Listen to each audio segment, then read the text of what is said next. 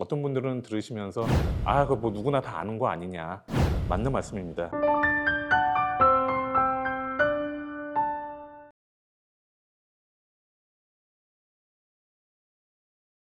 안녕하세요. A4M 브라인 리얼티 그룹의 부동산 김남균 브라인 킴입니다. 오늘은 제가 딴 게 아니고 제가 그래도 부동산 지금 이제 20년 살짝 넘게 했는데 제가 바잉 사이드로 고객분들 모시고 집을 보여드릴 때 제가 중요하다고 생각하는 점들과 그 차이점 간단하게 그냥 설명드리려고 합니다. 물론 저하고 틀리신 분들도 있으실 거고, 왜냐면 이 집 사신다는 게 상당히 케이스 바이 케이스거든요. 그 모든 분들이 자기네들이 제일 중요하다고 생각하는 포인트가 다 틀리시기 때문에 제가 지금 말씀드리는 게 모두 다 똑같거나 또 이게 다 맞다는 뭐 보장은 아니고 그냥 저의 생각만으로만 제가 말씀드리겠습니다. 제일 중요한 거는 저는 항상 위치라고 생각합니다. 그게 뭐 굳이 뭐 학군이 좋아야지 뭐 이런 것도 있으시겠지만, 뭐 다운타운에서 출퇴근하시는데 에베스폴드에서 왔다 갔다 하시는 게 어려운 것처럼 내가 일하는 데서 제일 가까운 게 출퇴근 시간을 줄이는 게 제일 중요하다 하면 이제 그 버젯 안에서 그런 위치를 이제 찾아드리는 게 이제 제일 중요하다고 생각하는데요. 아파트나 타운하우스 특히 보실 때는 그 아파트 단지 안의 위치, 사이트맵 안에 있는 그 위치, 이런 것들을 좀 많이 중요하게 보는데요. 제가 이제 첫 번째로 좀 피하는 거는 큰 길도로, 특히 하이웨이, 뭐 일본 도로가 내 뒷마당에서 바로 지나간다, 고압선이 지나간다, 이런 거는 제가 조금 피하려고 하고요. 물론 버젯 안에서 그런 집이 또 나오면 괜찮긴 하지만 초이스가 있다면 타운하우스 같은 경우에는 그 단지에 들어오는 입구 첫 번째 집들, 주택 같은 경우에는 T자 집들, T자라는 건 이제 길이 두 가지가 딱 있는데 제 집이 이쪽에 있어가지고 헤드라이트가 들어온다는 집이라고 저희가 흔히 말씀드리거든요. 그런 집들은 전 좀 피하는 케이스를 제가 많이 보고 있고, 그 다음으로는 아파트 같은 경우에도 앞에 무슨 뷰가 있냐, 이런 것들이 제가 상당히 중요하다고 생각합니다. 뷰가 나오고 안 나오고 막히고 안 나오고 이런 건 다 이제 또 틀린데요. 그 버젯 안에서 보셔야 되니까. 뷰가 나오는, 제가 투자로서 본다 그러면은 뷰를 제가 조금 덜 걱정하고요. 어차피 렌트를 주시는 거니까 제가 거주를 한다면 그래도 조금 뷰가 있는 집을 더 보지 않을까. 그 다음으로는 이제 집 구조이세요.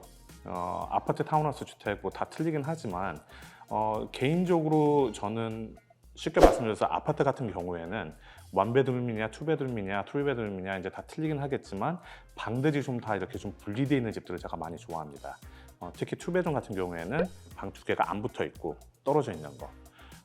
이게 또 틀린 분들도 있으세요. 방 두 개 붙어 있는 분들을 원하시는 분들이 또 있는데, 제가 보니까 갓난아이 있으신 분들은 오히려 방 두 개가 붙어 있는 것도 좀 편리하실 것 같고, 저같이 코 고는 사람들은 또 특히 더 떨어지는 걸 더 좋아하실 것 같고요. 이제 제일 중요한 게 저희가 대부분 그 부엌 공간이잖아요.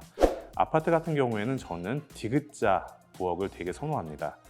요새는 워낙 사이즈가 줄어드니까 일자, 뭐 L자 쉐이프 키친이 많이 나오고, 그 이유가 다이닝룸 스페이스가 없기 때문에 그 다이닝룸을 앞으로 끌어들이기 위해서, 그래서 부엌을 이 분양 사무실에 요새 많이 쓰는 것들은 유로피안 스타일이라고 하는데, 사이즈 결국에는 세이브하기 위해서 하는 많은 그 이유이고, 초이스가 있다면 디귿자 부엌을 저는 상당히 좋아합니다. 그렇지만 스페이스가 많이 뺏기기 때문에 집 사이즈에 따라서 그게 가능한 집이 있고 안 되는 집이 있고, 타운하우스 같은 경우에도 이제 키친 아일랜드 식으로 이제 부엌 그 싱크대가 아일랜드에 있어서 뻥 터지는 그런 스타일을 좋아하고요.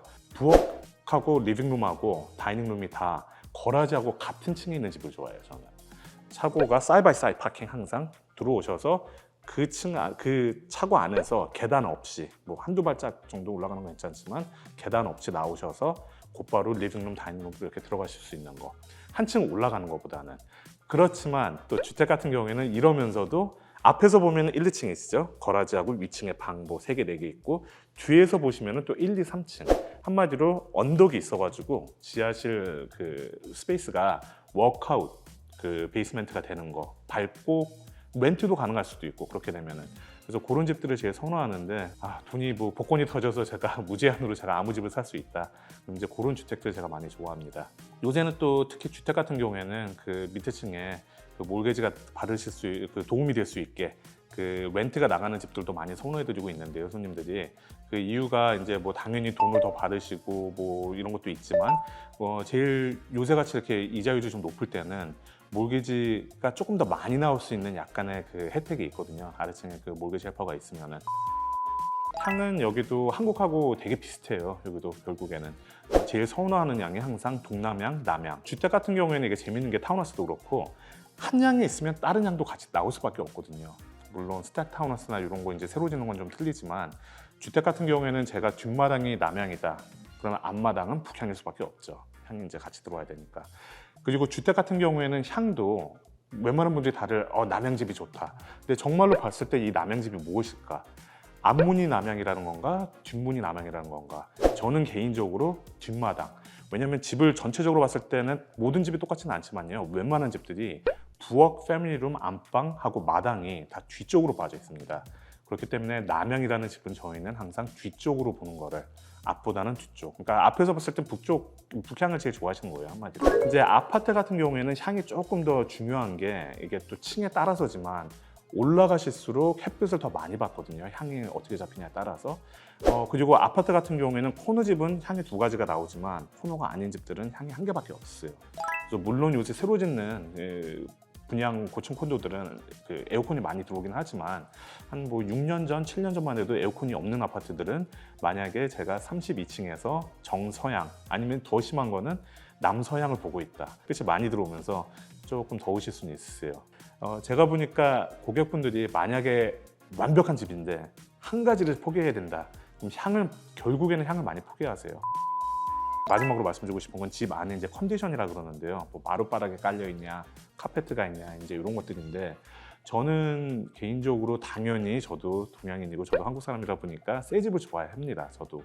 그렇지만 이게 또 아까 말씀드린 대로 버젯 안에서 움직여야 되는데 만약에 제가 초이스가 있다면은 집 안에 피니싱이나 이런 거는 제가 돈으로 주고 제가 바꿀 수 있는 부분이에요. 카페트인데 저는 마닥을 원하지만 구입하셔서 그거는 제가 바꿀 수 있는 부분이니까 제일 중요하지 않게 저는 봅니다. 오히려 집을 판매하실 때 또 약간 틀리지만 제가 집을 구입할 때는 약간 이제 그런 느낌이고요. 그런데 이제 한 가지 조심하셔야 되는 게 모기지를 맥시멈으로 받으셔서 집을 사시는 분들은 이 리노베이션 피가 엑스트라 비용이니까 그건 모기지를 못 받으세요. 제가 100만 불짜리 사는데 모기지가 제가 60만 불만 필요하다.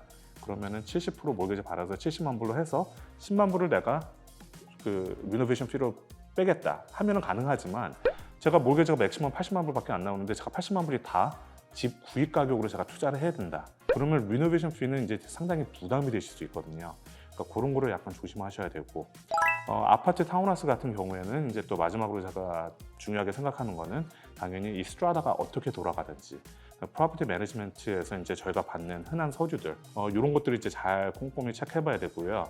비상급 CRF라 그러죠. Contingency Reserve Fund 그게 얼마 정도 모아져 있고 또 중요하지만 해마다 얼마를 모아가고 있는지 그리고 앞으로 디프리시에이션 리포트로 30년 계획표가 얼만큼 돈이 빠지고 뭐를 수리해야 되는지 이거를 다 연결시켜가지고 그 캐시플로우 그 애널리시스를 한번 받으려야 되거든요. 제일 중요한 거는 물론 뭐 지은 지 1년밖에 안 된 타운하우스나 아파트들은 이런 문제가 이제 훨씬 덜하지만 낡으면 낡을수록 특히 아파트 같은 경우에는 20년에서 25년 혹은 30년 사이 타운하우스 같은 거는 제가 보니까 지붕이 제일 먼저 큰 프로젝트인데 그런 건 대부분 20에서 25년 사이 그 다음에는 이제 좀 깨끗하게 나가는 걸로 알고 있어요.